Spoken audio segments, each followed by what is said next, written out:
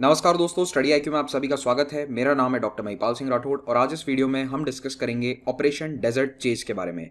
ये operation military के intelligence department के द्वारा चलाया गया और इसके तहत हाल ही में 2 जासूसों को पकड़ा गया है जो पाकिस्तान के लिए भारत की आर्मी की जासूसी कर रहे थे। इस ऑपरेशन की डिटेल्स हम जानेंगे और ये भी जानेंगे कि जासूसी करने पर कौन से कानून के तहत सजा दी जाती है, वो कौन सा एक्ट है, उसके बारे में भी मैं आपको जानकारी दूंगा। अगर आप मुझसे सोशल मीडिया पर जुड़ना चाहते हैं तो मुझे ट्विटर, इंस्टाग्राम या फेसबुक पर इन आईडीज पे फॉलो कर सकते हैं। मेरे सभी लेक्चर्स के अपडेट्स आपको यहाँ प्राप्त हो जाएंगे और पीडीएफ आप इस टेलीग्राम चैनल से डाउनलोड कर सकते हैं। स्टडी आईक्यू का स्मार्ट कोर्स यूपीएससी सिविल सेवा परीक्षा के लिए उपलब्ध है। इस कोर्स की मदद से आप घर बैठे सुरक्षित वातावरण में अपने मोबाइल फोन पर आईएएस की तैयारी कर सकते हैं। आपको स्टडी आईक्यू ऐप को डाउनलोड करना है गूगल प्ले स्टोर से। इस स्मार्ट कोर्स पर ईएमआई ऑप्शन भी अवेलेबल है, तो जल्द से जल्द डाउनलोड कीजिए स्टडी आईक्यू ऐप को। 8 जून 2020 को हमारी 3 सिक्योरिटी एजेंसीज ने मिलकर पाकिस्तान के लिए जासूसी करने के आरोप में 2 व्यक्तियों को गिरफ्तार किया और इस पूरे ऑपरेशन का नाम था डेजर्ट चेज। ये एक बहुत ही लंबा ऑपरेशन था, 1 साल से भी ज़्यादा समय तक इन पर निगरानी रखी गई और इसमें मेन सिक्योरिटी एजेंसी जो इन्वॉल्व थी वो थी आर्मी की मिलिट्री इंटेलिजेंस, जिसे अब मैं आगे एमआई नाम से एब्रीविएट करूंगा। तो लखनऊ बेस्ड मिलिट्री इंटेलिजेंस ने इस पूरे ऑपरेशन को 1 साल तक अंजाम दिया, लेकिन फाइनली जब अरेस्ट करना था तो क्योंकि राजस्थान है तो राजस्थान पुलिस का सहयोग लिया गया और साथ ही साथ एंटी टेरर स्क्वाड का भी कुछ सहयोग लिया गया था। तो ये ऑपरेशन डेजर्ट चेज नाम इसलिए दिया गया क्योंकि जो अरेस्ट किए गए हैं वो राजस्थान में जासूसी कर रहे थे। राजस्थान का जो रेगिस्तानी इलाका है, बीकानेर, श्रीगंगानगर जिले, अभी आपको आगे मैप में भी बताता हूँ। और ये एक एंटी एस्पियोनाज ऑपरेशन था। एस्पियोनाज का मतलब होता है जासूसी, और जासूस को पकड़ने के लिए जो ऑपरेशन चलाया जाता है उसे हम कहते हैं एंटी एस्पियोनाज। तो ये जो 2 व्यक्ति पकड़े गए हैं ये दोनों आर्मी के सोल्जर्स नहीं है, जवान नहीं है, बल्कि सिविल डिफेंस एम्प्लॉयज हैं। यानी कि कुछ सिविलियंस होते हैं जो आर्मी के लिए विभिन्न कैपेसिटीज में काम करते हैं, बहुत सारे कॉन्ट्रैक्ट्स होते हैं, उसमें कॉन्ट्रैक्टर्स एम्प्लॉय करते हैं इनको, सिविल पर्सन्स को। तो ये 2 ऐसे सिविल डिफेंस के एम्प्लॉय हैं जो पाकिस्तान की इंटेलिजेंस एजेंसीज को कुछ जानकारियां प्रदान कर रहे थे पिछले 1 साल से। इस ऑपरेशन की शुरुआत हुई थी लगभग 1 साल पहले, अगस्त 2019 में। मिलिट्री इंटेलिजेंस को ऐसी भनक लगी कि राजस्थान के श्रीगंगानगर जिले में, जहां पर एक आर्मी का एम्यूनिशन डिपो है, वहां से एक व्यक्ति है जिसका नाम विकास कुमार है। वो कुछ जानकारियां साझा कर रहा है पाकिस्तान के ऑपरेटिव्स के साथ, पाकिस्तान के जासूसों के साथ, और उस पर नजर रखनी शुरू करी गई। और अल्टीमेटली जब उस पर नजर रखी गई तो पता चला कि वो और एक और आगे व्यक्ति है जिसका नाम था चिमन लाल। वो एक अगेन कॉन्ट्रैक्चुअल एम्प्लॉय था जो महाजन फील्ड फायरिंग रेंज से जानकारी विकास को दे रहा था और विकास आगे उसे पाकिस्तान तक पहुंचा रहा था। अब ये जो दोनों स्थान जिनका मैंने जिक्र किया है इनको एक बार मैप में देख लेते हैं। तो अगर हम राजस्थान में जूम इन करेंगे तो राजस्थान के बीकानेर जिले में एक बहुत बड़ा एरिया आर्मी के कंट्रोल में है और यहां पर महाजन फील्ड फायरिंग रेंज स्थित है। तो इस फील्ड फायरिंग रेंज में बड़ी बड़ी मिलिट्री एक्सरसाइजेस होती है। तो जब भी आप न्यूज में पढ़ते हैं कि राजस्थान के किसी एक क्षेत्र में मिलिट्री एक्सरसाइज चल रही है तो वो मोस्टली या तो जैसलमेर पोखरण के आसपास होती है या फिर बीकानेर के इस महाजन फील्ड फायरिंग रेंज में। और साथ ही साथ ये है श्रीगंगानगर शहर और जिला, यहाँ पर भी आर्मी का एक एम्यूनिशन डिपो है जहां पर असला बारूद रखा जाता है। तो ये जो विकास नाम का व्यक्ति है ये श्रीगंगानगर के इस एम्यूनिशन डिपो में काम करता था। और आप देख सकते हैं ये दोनों सरहदी जिले हैं। श्रीगंगानगर जिला पाकिस्तान की बाउंड्री से लगता हुआ है और बीकानेर भी अगेन एक सरहदी जिला है। और महाजन फील्ड फायरिंग रेंज हमारे लिए बहुत ही इंपॉर्टेंट है क्योंकि यहाँ पर देश की बड़ी से बड़ी मिलिट्री एक्सरसाइजेज होती हैं। क्या आप मुझे कमेंट में एक मिलिट्री एक्सरसाइज का नाम बता सकते हो जो पिछले साल यानी 2019 में महाजन फील्ड फायरिंग रेंज में ऑर्गेनाइज करी गई थी? अगर आप डिफेंस एग्जाम्स की तैयारी कर रहे हैं तो ये जानकारी आपके लिए इंपॉर्टेंट है कि कौन सी एक्सरसाइज किस जगह हो रही है, उसकी लोकेशन भी आपको ध्यान में रखनी है। इन दोनों स्ट्रेटेजिकली सेंसिटिव जगहों पर जासूसी होना हमारे लिए काफी चिंता का विषय है, आर्मी के लिए चिंता का विषय है। अब ये दोनों ही व्यक्ति विकास और चिमन लाल ये कोई पाकिस्तान से आए हुए जासूस नहीं है, ये दोनों राजस्थान के रहने वाले हैं, भारत के नागरिक हैं। तो ये इस जासूसी के चक्र में कैसे फंसे? क्या ये जानबूझ के पाकिस्तान को, अपने देश को बेचना चाह रहे थे, अपने देश के सीक्रेट्स को बेचना चाह रहे थे?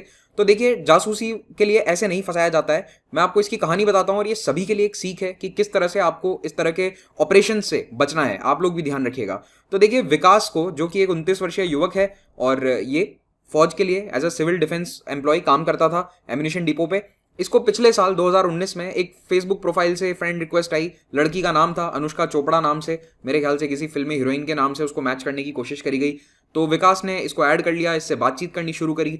फिर इस लड़की ने विकास से व्हाट्सएप पर बात शुरू करी, धीरे धीरे उसे व्हाट्सएप के ग्रुप्स पर जोड़ा, बहुत सारे व्हाट्सएप ग्रुप्स पर इसे ऐड किया गया। और इस लड़की ने ये कहा कि मैं खुद आर्मी के लिए काम करती हूँ, मैं किसी और विभाग में काम करती हूँ आर्मी के, तो इसने इससे बातचीत जारी रखी। फिर एक दूसरे व्यक्ति से अनुष्का ने इसकी बात करवाई, विकास की, और विकास से जब उस आदमी की बात होनी शुरू हुई, वो था हैंडलर। हैंडलर वो लोग होते हैं जो जासूस, जो सीनियर लेवल के जासूस होते हैं और जो इस तरह के जानकारी जुटाने वाले लोगों को हैंडल करते हैं, यानी कि उनसे जानकारी जुटाते हैं, उनको कैसे ऑपरेट करना है ये बताते हैं।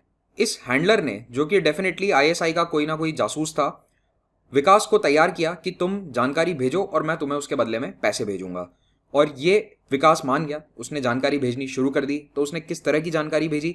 तो पहला उसने अपने एम्यूनेशन डिपो से बहुत सारी जानकारी भेजी कि किस तरह की गाड़ियां आती है, क्या एम्यूनेशन है यहाँ पर, किस तरह का असला बारूद यहाँ पर रखा गया है। ऑरबैट के बारे में जानकारी दी, ऑर्डर ऑफ बैटल। ये बहुत ही इंपॉर्टेंट होता है कि जब जंग छिड़ती है तो किस तरह से कॉम्पोजिशन रहेगा, हमारी जो फाइटिंग की स्ट्रैटेजी है वो सभी पहले से उसकी प्रैक्टिस करी जाती है। तो इस प्रकार की इंपॉर्टेंट जानकारी, और जो भी वहां पर लोकल ब्रिगेड्स थी, वो सारी इंफॉर्मेशन इसने आगे पास करी। कुछ सीनियर आर्मी ऑफिसर्स, उनके नाम, उनकी पर्सनैलिटी कैसी है, उसके बारे में जानकारी दी गई।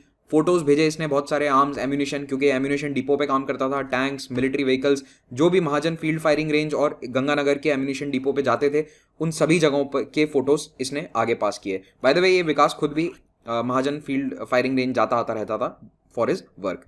और फिर जो चिमन लाल है, उससे भी उसने ये जानकारी ली कि जो भी गाड़ी आती है महाजन फील्ड फायरिंग रेंज में, तो वहां पर एक रजिस्टर था जिसमें एंट्री होती है उन गाड़ियों की। तो कौन सी गाड़ी आई, कौन से रैंक का ऑफिसर उस गाड़ी में था, क्या नंबर है कार का, ये सारी जानकारी भी डेली बेसिस पर, ऑलमोस्ट डेली बेसिस पर आगे भेजी जाने लगी।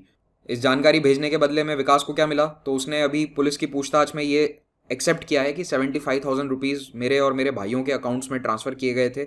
और ये तो अभी इनिशियल जानकारी है, ऐसा मेरा पर्सनल ओपिनियन है कि अमाउंट ज़्यादा हो सकता है जब आगे डिटेल पूछताछ करी जाएगी। इन दोनों व्यक्तियों को अरेस्ट किया गया है under the official secrets act of 1923। 1923 में ब्रिटिश हुकूमत के समय यह कानून बनाया गया था और भारत सरकार ने इसे आज़ादी के बाद भी कंटिन्यू रखा है।